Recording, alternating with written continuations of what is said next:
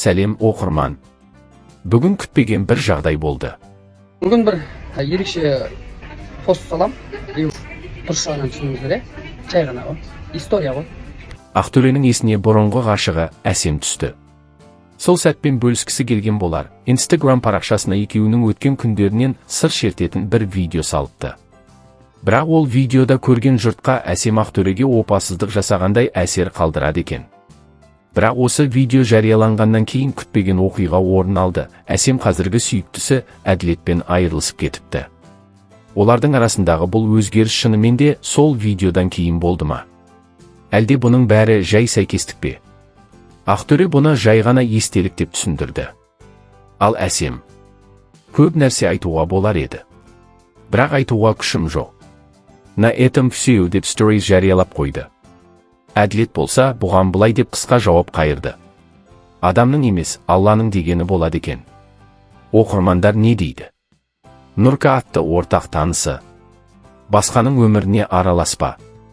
Ол қазір басқа адаммен жаңа өмір құруға тырысып жатыр. Бар болғанның қадірін білу керек еді. Ақтөре Нұркаға жауап ретінде: басқаларға ақыл айту өте оңай. Ал өз қарым-қатынасына келгенде бәрі қиын деп Омар Хайямның сөзін келтіріпті. Бұл есімді танысы. Ал үйленіп кетсе ишмыжымай.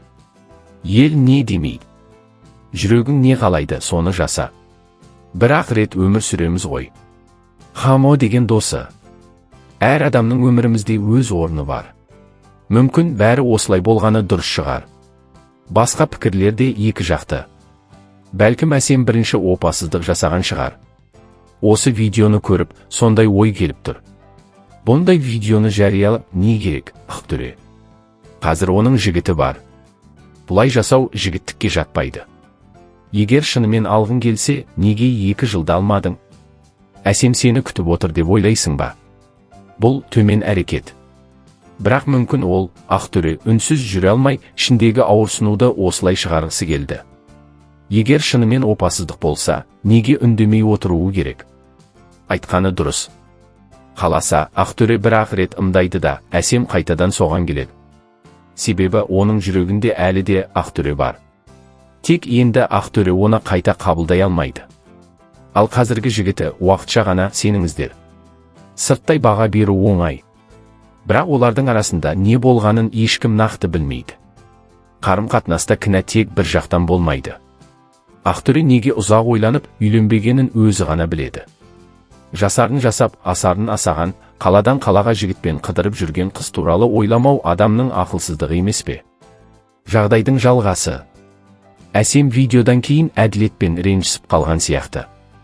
Stories'те бәрі бітті деген жазу қалдырыпты.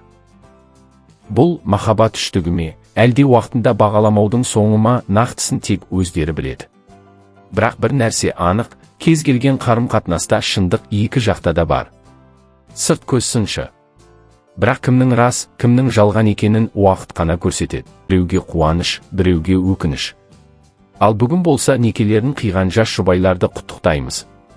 Кейбір сезімдер адамға жай ғана жүрек ауыртпайды. Олар жаныңды тіліп өтеді. Ақтөре дәл сол күйді бастан кешіп отыр. Кеше ғана өткенді еске алып, көз жасы төгіліп, телефонындағы ескі суреттер мен видеоларды шолып отырған жігіт. Бүгін сол жігіт бармағын тістеп үнсіз қарап отыр.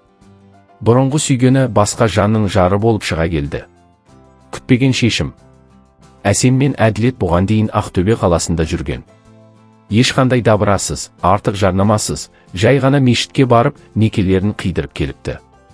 Қарапайым, бірақ нақты қадам. Бәрін естіп білген Ақтөре алғашында сене алмады. Жай ғана таң емес жүрек тоқтата жаздаған сәт.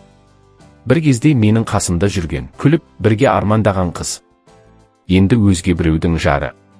Дәл осындай сәтте жүрек үнсіз шыңғырады. Ал көзіңде жас болмаса да, ішіңде дауыл тұрады. Уақыт пен шешім. Ақтөре мен Әсем екеуі 2 жыл бірге болды. 2 жыл, аз уақыт емес. Бірақ сол аралықта нақты шешім жасалмады. Сезім болғанмен әрекет болмады.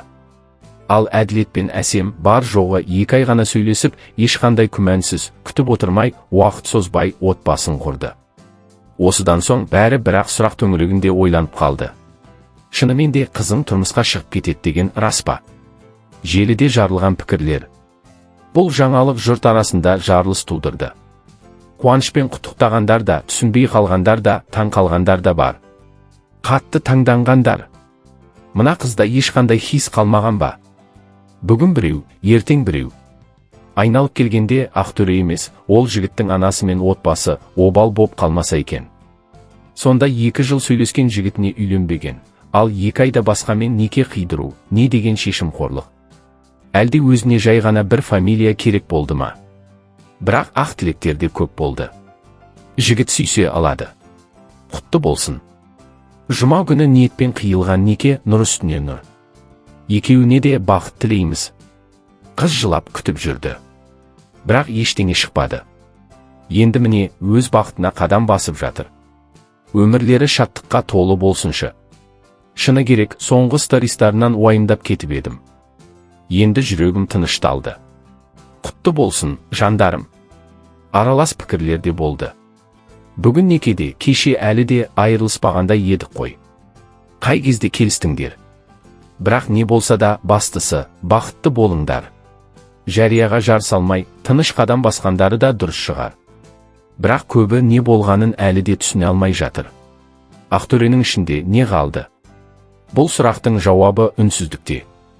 Ол ештеңе жазбады, ешкімге уәж айтпады. Тек қарап қалды. Қызың басқаға кетіп бара жатқанда қолдан келер ештеңе жоқтығын түсінген сәт, ерлік пен әлсіздіктің түйіскен жері. Өйткені ол өткенге енді жете алмайтыныңды мойындау. Қорытынды. Бұл бір ғана махаббат хикаясы емес. Бұл шешім, уақыт және жүректегі батылдық туралы оқиға.